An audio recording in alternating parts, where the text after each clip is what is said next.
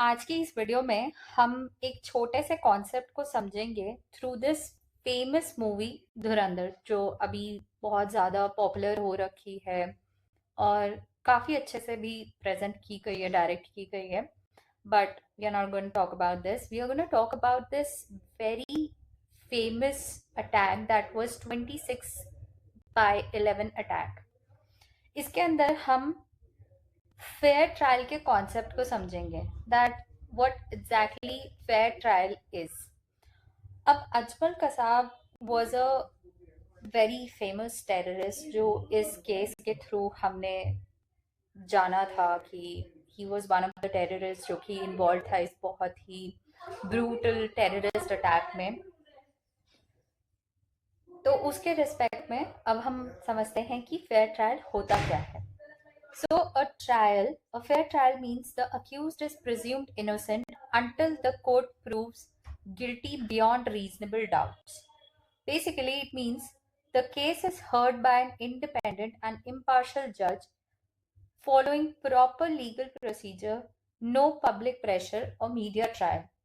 Basically Ajmal Kasab को एक ऐसा प्लेटफॉर्म दिया था उस टाइम पे। बहुत बेसिक वर्ड्स यूज करूंगी मैं यहाँ पे, I am not going to use any heavy legal words. मैं इस तरीके से समझाने की कोशिश करूंगी कि शायद सबको समझ आ जाए। तो जब अजमल कसाब इस इंसिडेंट में इन्वॉल्व हुआ था और उसके अगेंस्ट चार्जेस फ्रेम होने स्टार्ट हुए थे, तो ही was seen as an innocent person. ऐसा कोर्ट में लेके आए थे उसे कि इसने शायद कुछ भी गुनाह नहीं करा है, और उसके ऊपर जो चार्जेस लगे हैं, जब तक जो सामने वाली पार्टी है उसको प्रॉपर तरीके से प्रूव नहीं करेगी, तब तक उसे गिल्टी नहीं कंसिडर किया जाएगा। तब तक के लिए वो इस इंडिपेंडेंट कोर्ट के सामने इनोसेंट है। उसके साथ साथ इतना ही नहीं, फेयर ट्रायल में इंसान के पास बहुत सी बेसिक राइट्स होती हैं, जैसे कि उसको ये बताना कि उसके ऊपर क्या चार्जेस लगे हैं, और even that being a very violent person, कि वो एक मतलब बहुत ही डेंजरस क्रिमिनल या फिर हम टेररिस्ट बोले उसे, तो उसको हमने लॉयर तक प्रोवाइड करा था। हमारी स्टेट ने उसको रिप्रेजेंट करने के लिए, कोर्ट के सामने रिप्रेजेंट करने के लिए एक लॉयर भी प्रोवाइड करा था, to present his defence, to cross examine करने के लिए, विटनेस के लिए, और उसके खुद के एविडेंस देने के लिए। बेसिकली वही चीज। And he also has the right to appeal to higher courts if he is unhappy with the judgment. और उसके पास ये तक का राइट था, राइट टू अपील का, कि अगर वो किसी भी तरीके से ट्रायल कोर्ट के डिसीजन से खुश नहीं है, तो वो हाई कोर्ट जा सकता है, वो सुप्रीम कोर्ट जा सकता है, और वो बार बार अपील कर सकता है if he is unhappy with the said decision.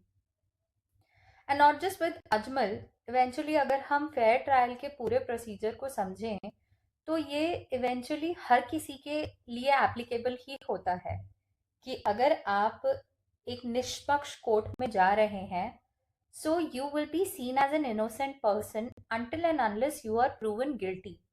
And apart from that, आपके पास बहुत सी राइट्स होती हैं, जहाँ पे आप ये जान सकते हैं कि आपके ऊपर क्या चार्जेस लगे हैं, या फिर आप अगर खुश नहीं हैं अब उस जजमेंट से जो ट्रायल कोर्ट ने या हाई कोर्ट ने पास करी है, तो आप सुप्रीम कोर्ट भी जा सकते हैं अपील करने के लिए। और उसके अलावा आपके पास right to have a lawyer भी होता है, कि आप अपना केस एक निष्पक्ष कोर्ट में लेके जा सकते हैं through an advocate, through a lawyer, sorry. अब यहाँ पे अगर हम इस चीज को कसाब के केस पे अप्लाई करें, तो हम ये देखते हैं Kasab was given a lawyer at state expenses because he was unable to afford one. State के एक्सपेंसेस पे कसाब को एक बहुत ही वेल रिनाउंड एडवोकेट भी ऑफर किया गया था।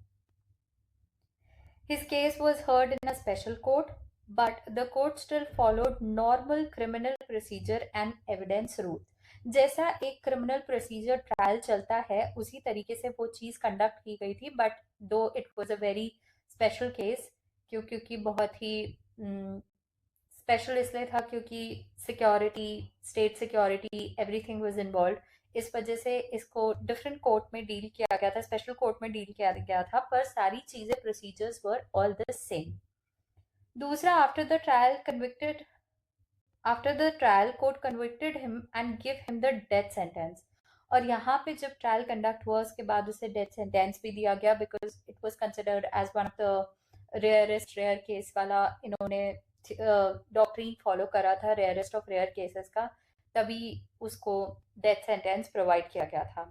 The Bombay High Court and then the Supreme Court both reexamine the entire case, and fortunately फिर उसके बाद उसने उस पर्टिकुलर केस, जब ट्रायल कोर्ट ने डिसीजन दिया था उसके बाद वो हाई कोर्ट भी गया, फिर वो सुप्रीम कोर्ट भी गया। तो यहाँ पे हमें ये भी दिखता है कि एडवोकेट के राइट के साथ साथ उसको राइट टू अपील भी प्रॉपर तरीके से प्रोवाइड उसने फॉलो किया है। मतलब एक प्रॉपर फेयर ट्रायल उसके लिए कंडक्ट किया गया था, उसको एक प्रॉपर प्लेटफॉर्म दिया गया था। Being a very being involved in a brutal terrorist case, he was still dealt with all fair and just way.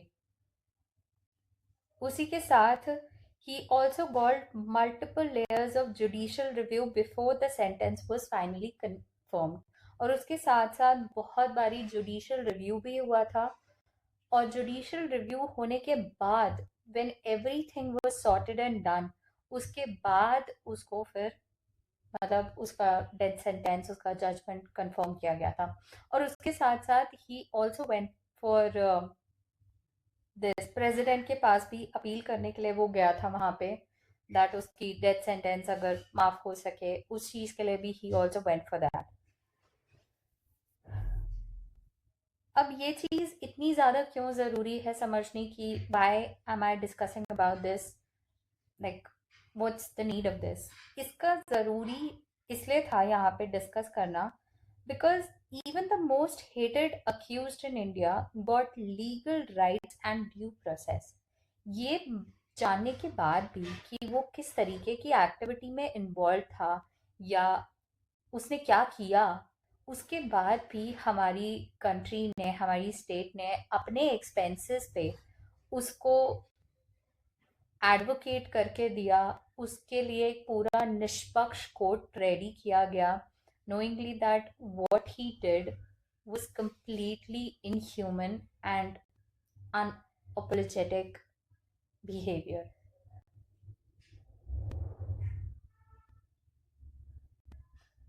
The famous lines often repeated as that even Ajmal Kasab was given a fair trial to show that India is ruled by the constitution and the rule of law, not by mob justice. साथ ही ये एक बहुत अच्छा example है whenever a student wants to understand और court की fair trial क्या होता है, वो इस पर्टिकुलर केस को भी कोट कर सकते हैं और इस कॉन्सेप्ट को बहुत बेहतरीन तरीके से एक्सप्लेन या बता सकते हैं। अगर आपको इसके बारे में और अच्छे से इन डेप्थ समझना है, मैं एक